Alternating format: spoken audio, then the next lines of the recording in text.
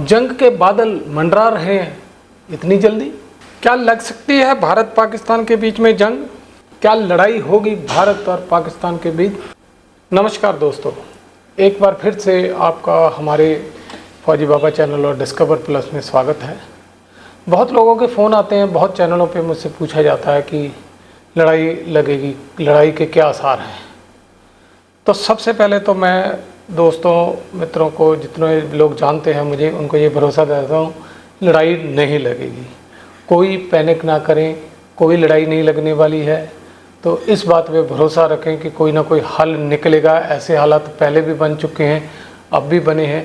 तो लड़ाई लगने के चांसेस बिल्कुल नहीं है। पैनिक ना हो, ये टीवी की डिबेटों पे ना जाएं, अपना दिमाग ना ख़राब करें, रैशनली घर में सोचें, टेंशन ना बढ़ाएं। अब मैं कहना चाहूँगा कि अगर लड़ाई लगती है तो उसके लिए पहले क्या इंडिकेशन आते हैं कि जिसके कारण हमें लगे कि लड़ाई लग सकती है। लड़ाई लड़ने के लिए कोई दिनों की ज़रूरत नहीं होती, कुछ महीनों की ज़रूरत होती है। बॉर्डर पे डिफेंसेस बनेगी, अम्यूनिशन डंप होगा, पिछले वाले बेसिस से आर्मी आगे मूव होगी, बीएसएफ से बॉर्डर टेक ओवर किए जाएंगे, डंपिंग होगी, माइन फील्ड लगेंगे, और इसके लिए महीनों का समय लगता है। ऐसा कुछ भी नहीं है। तो ये जो टीवी वाले बकवास मार रहे हैं कि कल हो जाएगी, लड़ाई हो जाएगी, किसके पास क्या है, वो इससे हावी है, इससे हावी है, इन चीज़ों का फ़िलहाल कोई मतलब नहीं है। तो अपने दिमाग से टेंशन निकाल दीजिए। अगली बात, अगर लड़ाई लगती है, क्या हम उस लड़ाई को अफोर्ड कर सकते हैं? शायद नहीं। भारत कुछ हद तक अफोर्ड कर सकता है, पाकिस्तान बिल्कुल नहीं। और ये पाकिस्तान को ये बात बहुत पहले से मालूम है। 71 के वार बाद उसने रियलाइज़ कर लिया है कि डायरेक्ट लड़ाई में वो नहीं जीत सकता, इसलिए जो इंसर्जेंसी का रास्ता है, टेररिज्म का रास्ता है, वो अपनाया जाए। तो पाकिस्तान हर कीमत पे ये अवॉइड करेगा कि लड़ाई ना लगे। फाइनेंशियल हालत पाकिस्तान की हमारे से बहुत बदतर है। अगर एक चीज़ हमें बाहर से खरीदनी है, एक शेल किसी चीज़ का बाहर से खरीदना है, डॉलर्स में ख़रीदा जाता है, हम 80 रुपये का खरीदेंगे और वो 300 रुपये का खरीदेंगे। तो ये डिफरेंस है, वो नहीं अफोर्ड कर सकते। पहली लड़ाई 21 दिन चली, दूसरी लड़ाई जो 71 की थी 14 दिन चली। जैसे जैसे टेक्नोलॉजी बढ़ती है, ख़तरनाक हथियार आते हैं, तो लड़ाई छोटी हो जाती है और महंगी हो जाती है, अफोर्ड करनी मुश्किल होती है। अब ये जो लोग टीवी पे गलियों में पाकिस्तान को ये कर दो, वो कर दो चिल्ला रहे हैं, इनमें से किसी का कोई भाई बंद कभी फौज में गया ही नहीं। इनको पता ही नहीं लड़ाई होती क्या है। ये आज का यूथ भी है, आज के चैनल भी हैं, ये सोचते हैं कि लड़ाई शायद एक जो वीडियो गेम है वो है, जब हम चला देंगे, ऑन कर देंगे, हो जाएगी और उसके बाद बंद हो जाएगी और बंदे दोबारा खड़े हो जाएंगे। एक टीवी की डिबेट है जिसमें हम डिबेट में ही एक दूसरे को उड़ा देंगे। तो ऐसे विचार जो है, इनको पता ही नहीं लड़ाई क्या होती है। लड़ाई में कोई ट्रॉफियाँ नहीं आती हैं, लड़ाई में कफनों में बंधी हुई बॉडीज़ आती हैं, अपने तिरंगे में लिपटी हुई बॉडीज़ आती हैं, विडोज़ हो जाती हैं, यंग विडोज़ हो जाती हैं, यतीम बच्चे हो जाते हैं। आपने कभी इन लोगों ने सोचा नहीं होगा कि अपने किसी भाई बंधु फ्रेंड किसी की बॉडी के पीसेस उठा के बैग में डाले हों कभी ग्राउंड से। इतनी भयानक होती है वार। 54 भारतीय कैदी अभी भी पाकिस्तान में जिंदा हैं, ये मर गए, इसको देश भी भूल चुका है और ये वॉर की लड़ाई लड़ने वाले जो कह रहे हैं वो भी भूल चुके हैं। क्या बीतती है उस यंग विडो पे जिसका पति चला जाता है, कैसे वो बच्चे पालती है ज़िंदगी भर।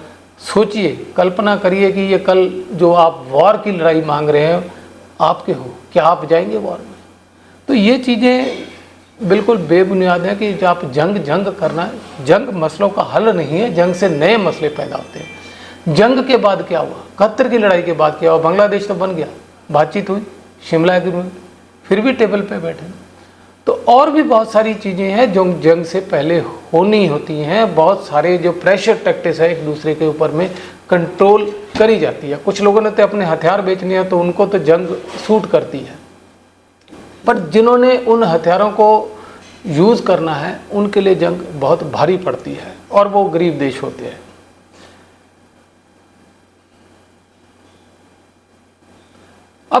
हमारी लड़ाई किससे है?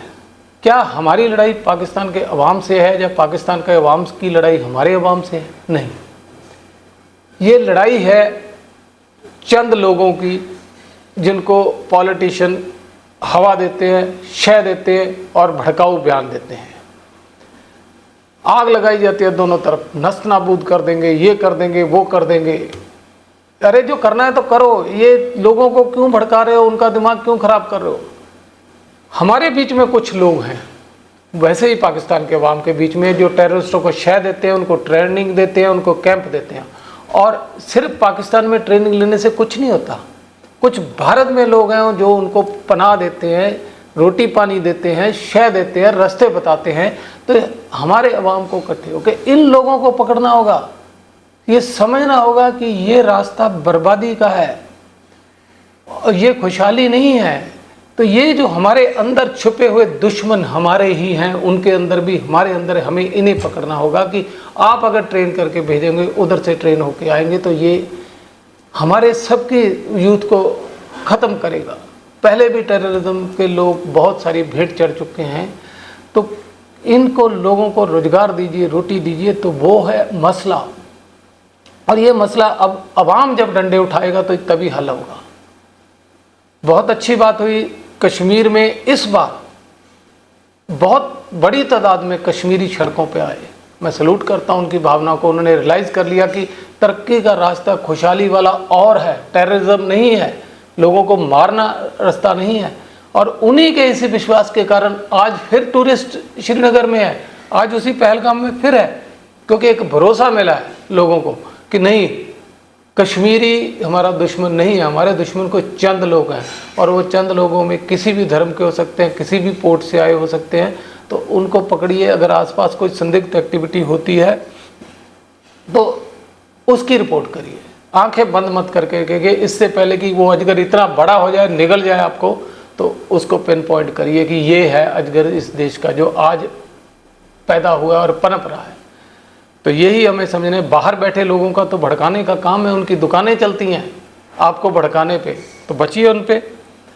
तो मेरा ये कहने का मतलब था, टेंशन मत लीजिए, कोई लड़ाई नहीं होने वाली।